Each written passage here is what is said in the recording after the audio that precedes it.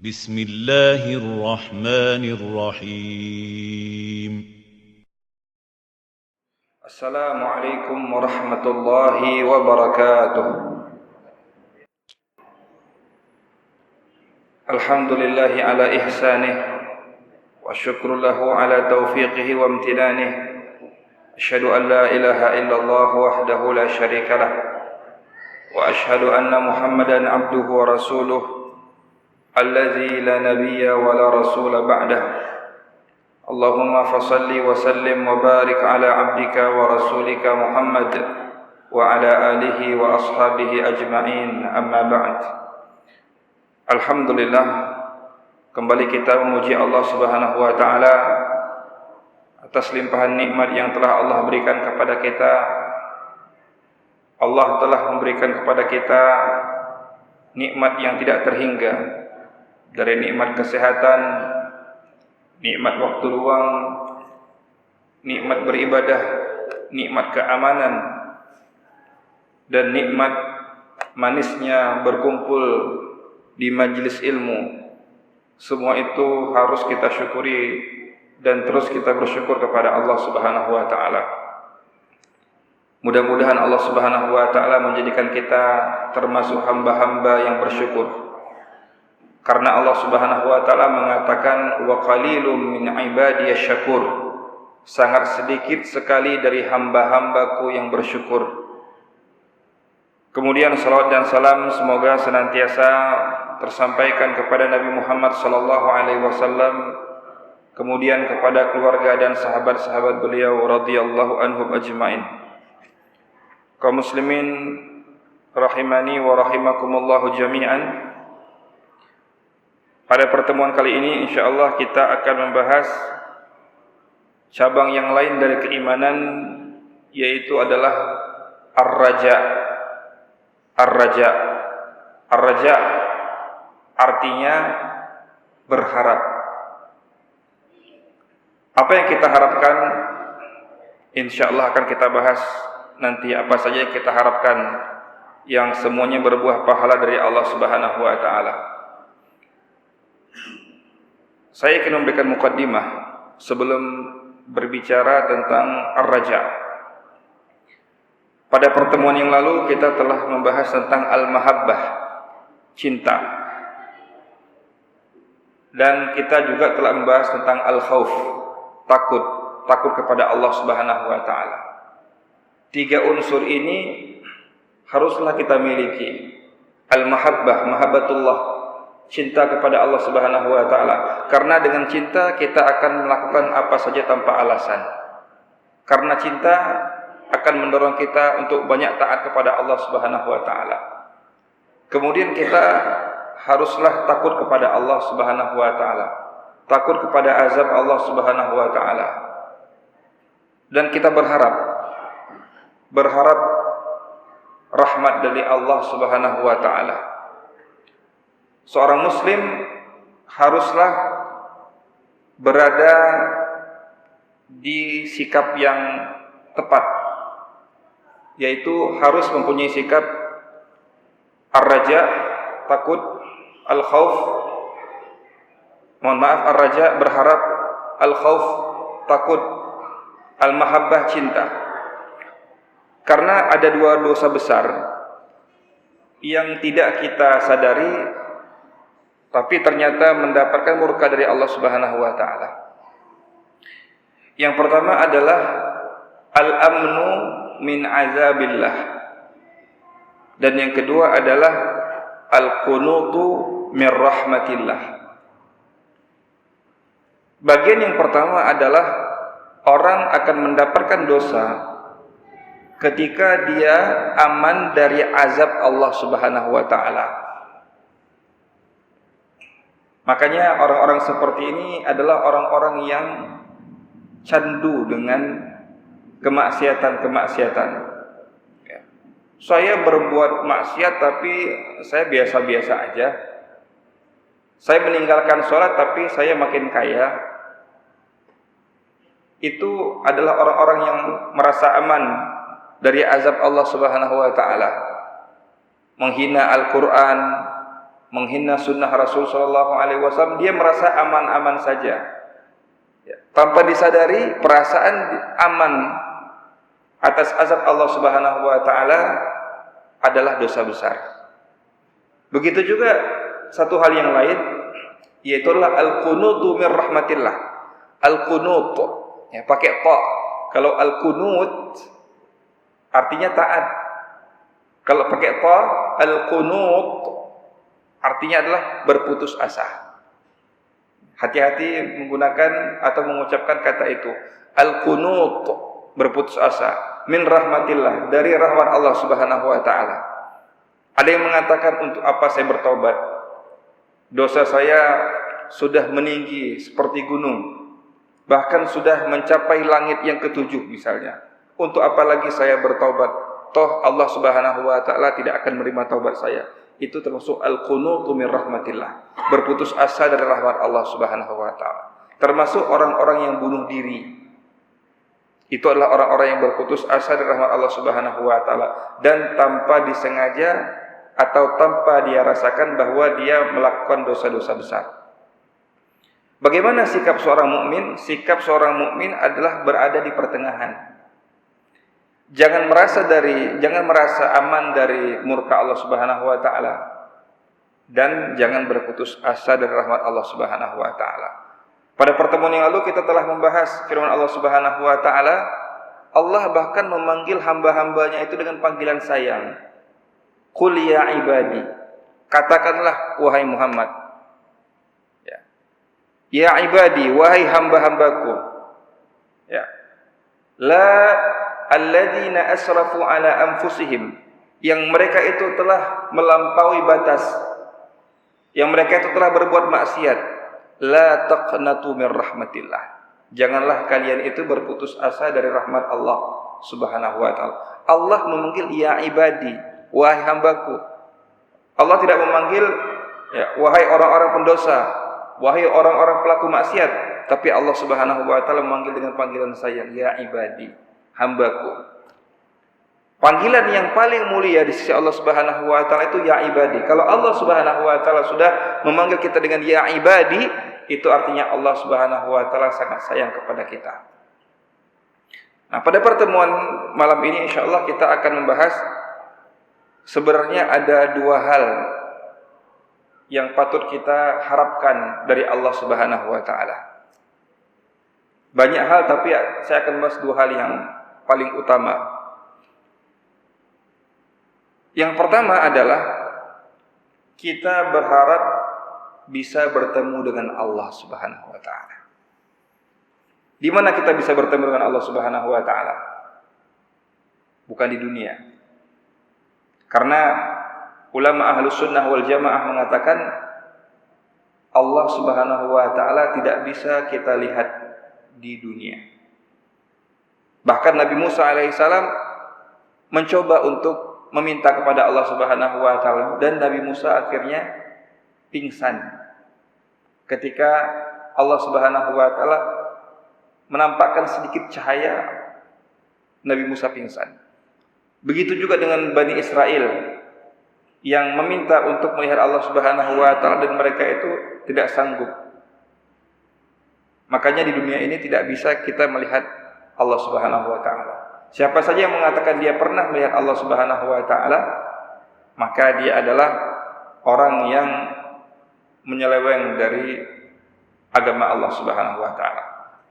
Akan tetapi di akhirat sana banyak ayat dan hadis yang menunjukkan bahwa orang-orang mukmin akan bertemu dengan Allah Subhanahu wa taala dan akan melihat Allah Subhanahu wa taala. Sebagaimana yang disebutkan oleh Allah Subhanahu wa taala dalam surat Al-Qiyamah, wujuhu yawma idzin nadhirah ila rabbiha nazirah. Wajah-wajah orang mukmin ketika nanti di surga, mereka itu berseri-seri dan mereka melihat Allah Subhanahu wa taala. Ini adalah impian terbesar setiap orang mukmin. Kita melaksanakan sholat, kita menuntut ilmu, kita berbakti kepada kedua orang tua, kita bersedekah, kita memberikan hadiah, kita menyingkirkan onak duri dari jalanan, semuanya itu maksud dan tujuan kita adalah untuk bisa bertemu dengan Allah Subhanahu wa taala. Allah berfirman di akhir surat Al-Kahfi, A'udzu billahi minasyaitonir rajim. Qul innama ana basyarum mithlukum yuha ilayya annama ilahukum ilahu wahid. Faman kana yarju liqa'a rabbih falyamal amalan salihan wa la yusyrik bi'ibadati rabbih ahada. Katakanlah wahai Muhammad, sesungguhnya aku adalah manusia seperti kalian. Akan tetapi perbedaan antara aku dan kalian wahai manusia adalah aku diberikan wahyu oleh Allah Subhanahu wa taala. Apa wahyunya itu? Untuk menyuruhkan kepada segenap umat manusia bahwa Allah itu esa. Allah itu tidak ada sekutu baginya. Dan Allah mengatakan faman kana yarju liqa'a rabbih, barang siapa yang berharap bertemu dengan Allah Subhanahu wa taala. Ada dua hal, falyamal amalan shalihan. Hendaklah dia mengerjakan amal saleh. Wala yusyrik bi'ibadati rabbih ahada. Dan tidak boleh dia mensekutukan Allah Subhanahu wa taala dengan sesuatu pun. Dari sini para ulama menyebutkan bahwa ada dua syarat diterimanya ibadah. Yang pertama adalah amal itu haruslah amal soleh. Yang kedua, kita beribadah hanya mengharapkan pahala dari Allah Subhanahu wa taala, bukan mengharapkan pujian atau takut dengan celaan manusia. Ya. Bagaimana amal itu dikatakan amal soleh? Yaitu amal yang sesuai dengan petunjuk dari Rasulullah SAW. Bagaimana dikatakan ibadah itu ibadah yang ikhlas? Yaitu ibadah yang kita hanya berharap pahala dari Allah Subhanahu wa taala dan tidak takut dengan celaan manusia, apalagi mengharapkan pujian dari makhluk. Nah, jadi harapan yang pertama kita, jamaah yang dirahmati Allah Subhanahu wa taala, harapan bertemu dengan Allah Subhanahu wa taala. Semua dari kita nanti akan berdialog dengan Allah Subhanahu wa taala. Baik yang kafir maupun yang mukmin berdialog. Ketika dihisab oleh Allah Subhanahu wa taala, kita semua berdialog dengan Allah Subhanahu wa taala. Khusus bagi orang-orang yang beriman, mereka itu akan diberikan nikmat oleh Allah Subhanahu wa taala untuk bisa berjumpa dengan Allah Subhanahu wa taala. Untuk bisa bertatap dengan Allah Subhanahu wa taala, melihat Allah Subhanahu wa taala. Walaupun kita mengatakan bahwa Allah Subhanahu wa taala laisa kamitslihi syai'. Allah tidak serupa dengan segala sesuatu pun. Dan tidak bisa kita gambarkan, tidak bisa kita khayalkan, tidak bisa kita imajinasikan. Allah tidak ada sekutu baginya, tidak ada yang serupa dengan Allah Subhanahu wa taala. Kalau patokan kita beribadah kepada Allah Subhanahu wa taala untuk mengharapkan rahmat dari Allah Subhanahu wa taala, mengharapkan perjumpaan dengan Allah Subhanahu wa taala, niscaya kita menjadi hamba yang senantiasa berjalan di jalan yang lurus. Kenapa? Yang kita harapkan itu adalah kita berharap berjumpa dengan Allah Subhanahu wa taala. Nikmat yang terbesar itu bukan masuk surga. Ya, ini perlu kita luruskan bahwa nikmat yang terbesar bagi seorang mukmin itu bukan masuk surga. Karena dalam sebuah hadis yang sahih Rasul sallallahu alaihi wasallam menyebutkan bahwa nanti ketika penduduk surga masuk surga, penduduk neraka masuk neraka. Ya, penduduk surga itu makan dengan makanan yang mereka bisa makan apa saja. Mereka bisa meminum apa saja, mereka itu bisa tinggal di mana saja. Mereka itu bisa mendapatkan fasilitas yang sangat luar biasa, istana yang megah dan luar biasa. Mereka itu bisa melakukan jual beli. Ada jual beli di surga. Tapi jual belinya tentunya tidak mengharapkan untung seperti di dunia. Ada jual beli yang lain. Mereka itu bisa bercocok tanam. Bagi yang hobinya bercocok tanam, mereka bisa bercocok tanam. Tapi yang luar biasanya adalah hari itu ditanam, hari itu tumbuh, hari itu berbuah. Ini kenikmatan yang sangat luar biasa. Tapi ketika nanti seluruh penduduk surga itu mereka bersenang-senang, mereka luar biasa senangnya karena tidak ada siang, tidak ada malam, tidak ada dingin, tidak ada panas. Ya. Tidak ada yang namanya, mohon maaf, buang air kecil, buang air besar. Makan apa saja tapi tidak buang air kecil. Makan apa saja tapi tidak terkena penyakit flu dan sebagainya. Mereka senang luar biasa. Ya. Ketika mereka senang-senang, maka Allah Subhanahu wa taala mengatakan pada penduduk surga, apakah kalian senang dengan surga? Mereka mengatakan senang. Maukah aku tunjukkan kenikmatan yang lebih nikmat daripada masuk surga? Manusia dan penghuni surga yang lain mengatakan, apalagi ya Allah, semuanya sudah ada. Umurnya sudah abadi di sini. Makanannya luar biasa, minumannya luar biasa. Kemudian fasilitasnya luar biasa. Apalagi nikmat yang kau berikan ya Allah?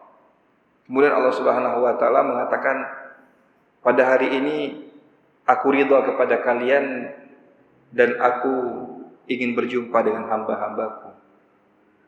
Disitulah tidak percaya, orang-orang beriman tidak percaya bagaimana bisa melihat Allah Subhanahu wa taala.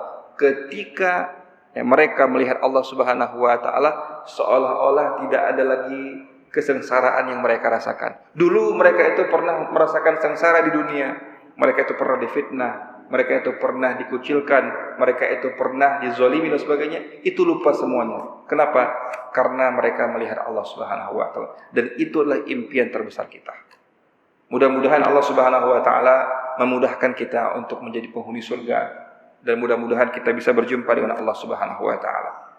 Dalam hadis yang lain, Allah Subhanahu wa taala, Rasul sallallahu alaihi wasallam menyebutkan bahwa orang-orang yang berpuasa itu adalah orang yang berbahagia dengan berjumpa dengan Allah Subhanahu wa taala. Rasul mengatakan, lis-shaimi farhatan. Bagi orang yang berpuasa itu ada dua kebahagiaan. Farhatun 'inda fitrihi wa farhatun 'inda liqa'i rabbih. Berbahagia ketika dia berbuka. Jadi orang yang berpuasa itu ketika dia berbuka dia senang, betul enggak? Ya, dia itu menahan lapar dahaganya, nafsunya dari terbit fajar sampai terbenam matahari dan dia berbuka. Dia senang luar biasa. Ya, dia bisa memakan makanan yang segar, ya, minuman-minuman yang segar dan sebagainya.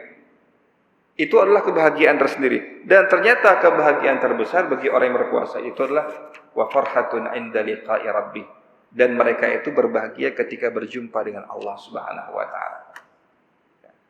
Saya pernah membahas dulu ya, pada pertemuan-pertemuan yang lalu ketika kita membahas tentang Al-Yaumun Nabawi, bahwa di antara amalan yang pahalanya itu tidak terhingga adalah berpuasa. Kalau kita bersedekah ada batasannya.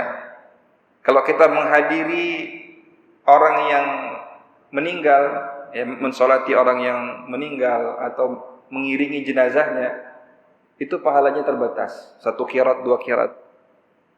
Tapi kalau orang yang berpuasa, itu pahala tidak terbatas. Apa batasannya? Surprise. Allah Subhanahu wa taala menutupi apa hadiahnya. Karena Allah Subhanahu wa taala mengatakan dalam hadis kursi apa? As-shaumu li wa ana ajzi bihi. Puasa itu untukku dan aku, kata Allah Subhanahu wa taala, yang langsung memberikan hadiah kepada orang yang berpuasa, memberikan pahala kepada orang yang berpuasa. Kenapa? Karena berpuasa itu adalah salah satu ibadah yang tidak bisa dilihat dan dirasakan oleh orang lain, kecuali pura-pura atau dia menampakkan bahwa dia itu lemah. Puasa adalah ibadah yang luar biasa, sehingga orang-orang yang berpuasa adalah orang-orang yang sangat berbahagia ketika bertemu dengan Allah Subhanahu wa taala. Ini yang pertama. Ya.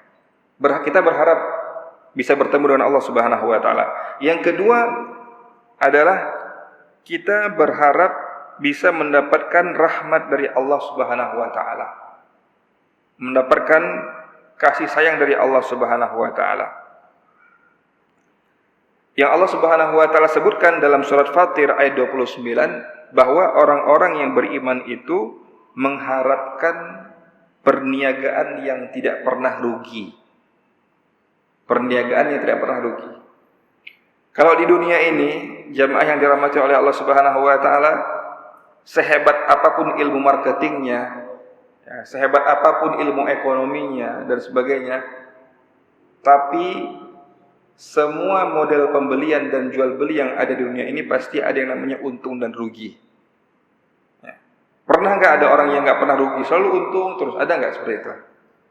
Nggak pernah. Karena memang sunnatullahnya adalah jual beli itu pasti ada untung dan ada rugi. Tapi ketika kita berniaga, ketika kita melakukan perdagangan untuk meraih akhirat, untuk meraih surga Allah Subhanahu wa taala, itu tidak pernah ada ruginya. Allah Subhanahu wa taala menyebutkan dalam surah Fatir ayat 29, innal ladzina yatluna kitaballah wa aqamus shalah wa anfaqu mimma razaqnahum sirran wa alaniyah yarjuna tijaratan lan tabur. Sesungguhnya orang yang senantiasa membaca kitab Allah Subhanahu wa taala, orang yang senantiasa membaca kitab Allah Subhanahu wa taala, wa aqamus shalah, dan orang-orang yang senantiasa mendirikan salat, wa anfaqu mimma razaqnahum sirran wa alaniyah, dan mereka senantiasa menginfakkan hartanya di jalan Allah Subhanahu wa taala baik dalam keadaan sembunyi-sembunyi maupun terang-terangan, yarjuna tijaratan lan tabur. Mereka mengharapkan perniagaan yang tidak pernah ada ruginya. Perniagaan yang tidak pernah ada ruginya. Ini Masya Allah, Allah Subhanahu wa ta'ala memandu kita. Allah Subhanahu wa ta'ala memberikan kepada kita petunjuk. Kalau kita ingin mendapatkan perdagangan yang tidak pernah ada ruginya, maka lakukan 3 hal. Lakukan 3 hal. Maka kita tidak akan pernah merasa rugi dengan perniagaan akhirat. Yang pertama adalah senantiasa membaca kitab Allah Subhanahu wa ta'ala. Membaca Al-Quran, qiraatul Quran. Bacalah Al-Quran walaupun 1 ayat, 1 hari. Ya. Jangan nggak baca Al-Quran, baca Al-Quran walaupun hanya 1 ayat 1 hari. Kalau bisa lebih, alhamdulillah, 2 ayat 1 hari, 3 ayat 1 hari, 5 ayat 1 hari, 1 halaman 1 hari, 1 lembar 1 hari, atau 1 juz 1 hari. Ya, itu merupakan ibadah yang sangat luar biasa sisi Allah Subhanahu wa taala. Wa aqamus shalah, dan senantiasa mendirikan salat. Mendirikan salat itu artinya menjaga waktu salat. Salat di awal waktu. Wa anfaqu mimma razaqnahum, dan menginfakkan hartanya di jalan Allah Subhanahu wa taala dalam keadaan sembunyi-sembunyi maupun terang-terangan. Sembunyi-sembunyi. Sedekah itu asalnya adalah sembunyi-sembunyi. Tidak boleh ada yang tahu. Kita menginfakkan harta dengan tangan kanan kita, tangan kiri kita tidak tahu. Tapi syariat kita memperbolehkan kita untuk bersedekah dengan terang-terangan. Kalau sedekah secara sembunyi-sembunyi, sebagaimana sabda Rasulullah SAW, sadaqatus sirri tudfi'u ghadabar rabb. Bersedekah secara sembunyi-sembunyi dapat memadamkan kemurkaan dari Allah Subhanahu wa taala. Kalau kita melihat sekarang ini Indonesia, kita melihat banyak sekali musibah. Banyak sekali hal-hal yang membuat hati kita itu terenyuh. Apa langkah kita sebagai orang yang beriman pada Allah Subhanahu wa taala? Selain berdoa kepada Allah Subhanahu wa taala, hendaklah kita itu memperbanyak sedekah secara sembunyi-sembunyi. Jangan kita pelit dengan harta itu. Sedekah secara sembunyi-sembunyi. Ketika kita sedekah secara sembunyi-sembunyi, itu artinya kita turut menjaga bumi kita ini dari segala mara bahaya. Insya Allah tidak ada yang namanya gempa, tidak ada yang namanya tsunami dengan izin Allah Subhanahu wa taala ketika kita itu mampu untuk bersedekah secara sembunyi-sembunyi. Karena bersedekah secara sembunyi-sembunyi dapat meredamkan amarah Allah Subhanahu wa taala. Kemudian bersedekah atau menginfakkan harta jalan Allah Subhanahu wa taala dalam keadaan terang-terangan. Ya, kira-kira boleh enggak? Boleh. Kenapa boleh? Karena sudah ada contohnya dari sahabat Rasulullah sallallahu alaihi wasallam. Siapa yang sedekah atau siapa yang menginfakkan hartanya jalan Allah Subhanahu wa taala secara terang-terangan? Banyak. Ya. Dari kalangan Muhajirin dan dari kalangan Ansar. Ada contoh misalnya dari kalangan Muhajirin ada Utsman bin Affan. Utsman bin Affan radhiyallahu anhu ketika kaum muslimin kelaparan dan mereka tidak ada air, tidak ada sumber air. Dan qadarullah sumber air di Madinah itu yang menguasai adalah orang-orang Yahudi. Sumber-sumber mata air atau sumur yang ada di Madinah yang jernih, yang bagus dimiliki oleh orang-orang Yahudi. Dan kalau kita melihat di mana sumur-sumur itu ada, ternyata sumur-sumur itu ada di dekat dengan kebun-kebun kurma. Jadi sumber air yang terbaik dan terbagus itu adalah air atau sumur yang berada di kebun kurma. Kalau di Madinah itu ada 3 sumur yang terkenal. Satunya milik orang beriman dan 2-nya milik orang Yahudi. Yang sumur yang dimiliki oleh beriman itu adalah sumur H namanya. Sumur H yang posisinya sekarang itu di sebelah barat Masjid Nabawi. Yang 2 lagi sumurnya sumur Aris. Nah, sumur Aris itu dekat dengan Masjid Kuba sekarang. Di sebelah kiblatnya Masjid Kuba. Kemudian yang kedua adalah sumur Rumah namanya. Itu dimiliki juga oleh orang Yahudi. Rasulullah SAW mengatakan barang siapa yang bisa membeli sumur maka baginya surga. Kalau kita berbicara tentang sumur di Indonesia ini, biasa, sumur itu biasa. Nah, kita semua bisa buat sumur. Tapi kalau di Madinah atau di Jazirah Arab, sumur itu merupakan satu hal yang sangat luar biasa. Dan kalau ada sumur yang tergali, tidak semuanya bagus airnya. Kecuali adalah sumur-sumur yang dekat dengan kebun kurma. Akhirnya Utsman bin Affan, beliau datang kepada orang Yahudi tersebut. Nama orang Yahudinya Rumah namanya. Dia katakan, wahai Rumah, saya ingin beli air. Saya ingin beli sumur ini. Berapa harganya? Kata Rumah, enggak saya jual. Kata Utsman, berapapun saya beli. Akhirnya Rumah berpikir. Karena memang kelemahan orang Yahudi itu adalah ketika ditawarkan dengan harta. Jadi orang Yahudi dari zaman dulu sampai sekarang itu adalah orang-orang yang gila dengan harta. Maka ketika dia mendengar bahwa Utsman bisa membayar berapapun yang bisa, yang berapapun yang beliau punya, maka Rumah mengatakan seperti ini, saya akan jual sumur ini dengan harga 1 juta dinar. Jadi sumur harganya 1 juta dinar. 1 dinar 4,25 gram emas. Lebih tinggi daripada mayang. Ini 1 juta dinar. Gimana itu? 1 juta dinar. Kata Utsman, baik, saya akan bayar sumur ini dengan 1 juta dinar. 1 dinar sekarang itu kira-kira sekitar 2,5 juta atau 2,700,000. Kalikan 1 juta. Itulah harga sumur yang dibeli oleh Umar. Untuk apa Umar membeli sumur itu? Karena Rasul mengatakan bahwa barang siapa yang bisa membeli sumur itu, maka baginya surga. Jadi masuk surga itu ternyata membutuhkan dana juga, membutuhkan biaya juga. Sampai akhirnya Utsman mau membayar 1 juta dinar untuk membeli sumur tersebut. Bersedekah atau menginfakkan hartanya itu secara terang-terangan, semua orang tahu. Kata rumah, ya, ini liciknya orang Yahudi, sampai sekarang juga licik. Apa kata orang Yahudi? Apa kata si rumah ini? Saya sebenarnya hanya menjual setengah dari sumur ini. Setengahnya saya jual. Hah? Setengahnya? Bagaimana caranya setengah itu? Sumur bagaimana setengah? Nah, gini caranya. Orang Yahudi itu punya akalnya. Apa kata orang Yahudi itu? Hari ini milik kamu, besok milik saya.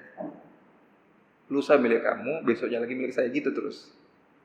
Jadi 1 juta dinar itu hanya untuk setengah sumur. Iya, kata rumah. Ternyata orang mukmin itu lebih cerdas. Ya, tidak marah. Utsman tidak marah. Boleh. Berarti 1 juta dinar, setengah milik saya, setengah milik kamu. Oke, setuju, deal.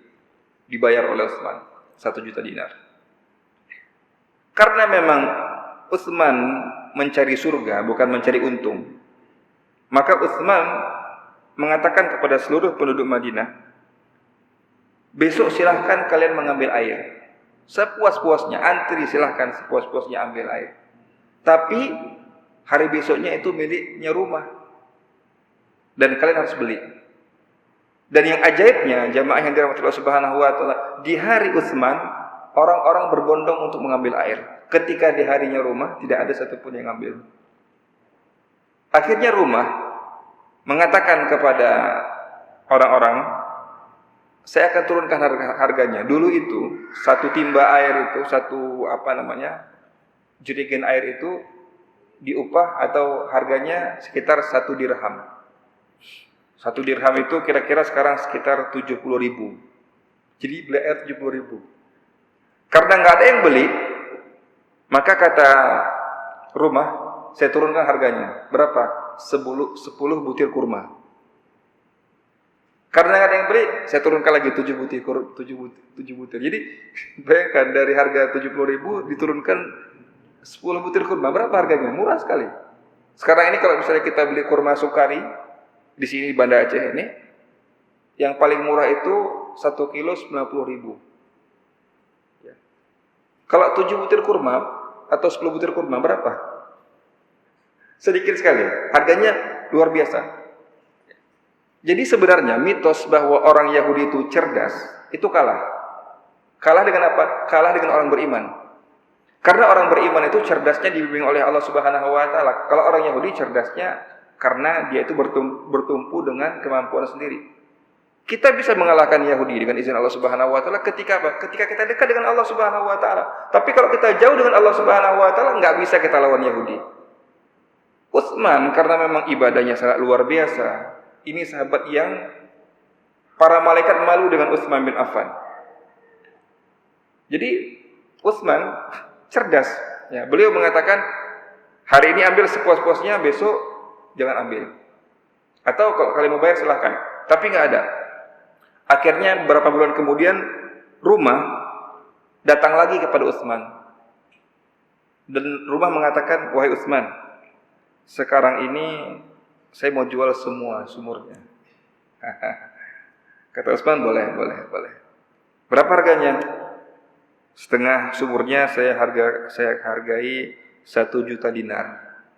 Kata Utsman, nggak mau, mahal kali 1 juta dinar. Udah cukup saya. Kata itu, kalau gitu berarti 0,5 juta dinar ya.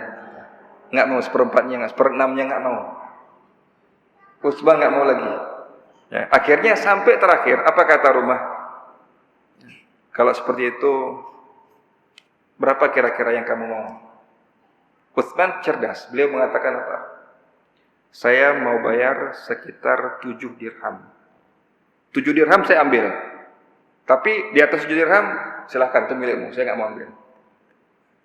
Bayangkan, dari harga jatuh sekali. Orang Yahudi ya menjual di harga 1 juta dinar, dijatuhkan oleh Utsman menjadi 7 dirham. 7 dirham berapa? 700.000. Jadi dari 2 miliar dijatuhkan harganya sampai 700.000. Kita lebih cerdas sebenarnya. Cuma kita itu sudah termakan mitos bahwa orang Yahudi itu cerdas. Orang Yahudi itu tidak bisa dikalahkan. Orang Yahudi dalam masalah dunia itu tidak bisa dikalahkan. Utsman bisa mengalahkannya. Bukan karena beliau sahabat, bukan hanya beliau sahabat, tapi karena beliau dekat dengan Allah Subhanahu wa taala.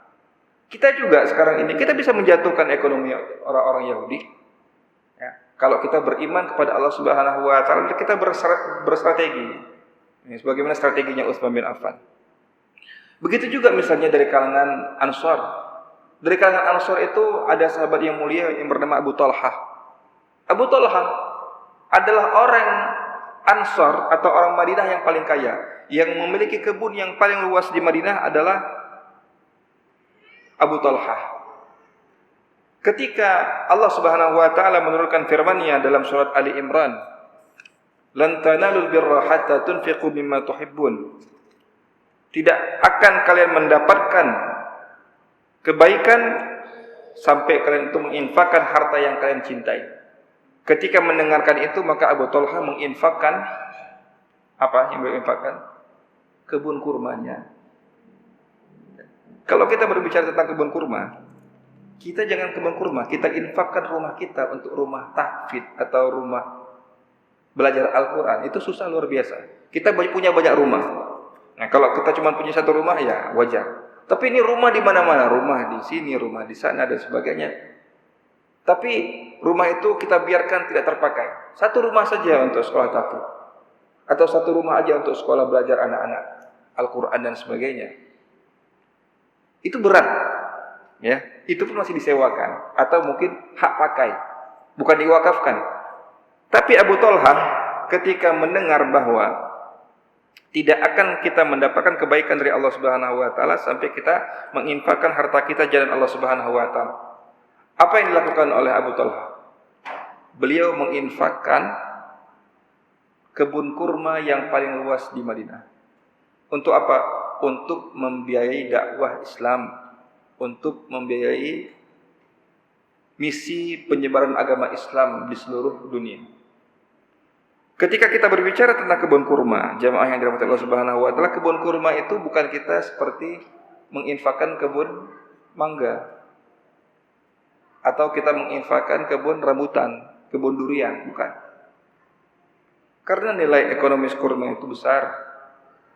Ya. Orang yang punya kebun kurma pasti dia orang kaya. Seperti sekarang ini, siapa saja yang memiliki SPBU dia orang kaya. Jadi dulu itu menginfakkan kebun kurma itu sebagaimana menginfakkan SPBU untuk jalan dakwah. Kenapa saya katakan seperti itu? Karena ya disebutkan dalam satu riwayat bahwa kebun kurma yang dimiliki oleh Abu Talhah itu mempunyai sekitar 1.500 batang pohon. Ya. Satu batang pohon itu menghasilkan sekitar 250 kilo. Nah, kalikan sendiri itu 250 kilo kurma per tahun dikali dengan 1.500 pohon. Berapa uangnya? Kalau 1 kilo itu 100.000, silahkan dikali-kali sendiri. Itulah ya, income per tahun Abu Talhah, dan itu semuanya digratiskan untuk umat Islam. Mudah-mudahan kita bisa belajar dari Rasul sallallahu alaihi wasallam dan sahabat-sahabatnya bagaimana kita bisa mengharapkan pahala dari Allah Subhanahu wa taala. Mudah-mudahan bermanfaat. Aqulu qouli hadza wa astaghfirullah li wa lakum wa lisairil muslimin. Kita tutup dengan doa kafaratul majlis. Subhanakallahumma wa bihamdika asyhadu an la ilaha illa anta astaghfiruka wa atubu ilaik. Assalamualaikum warahmatullahi wabarakatuh.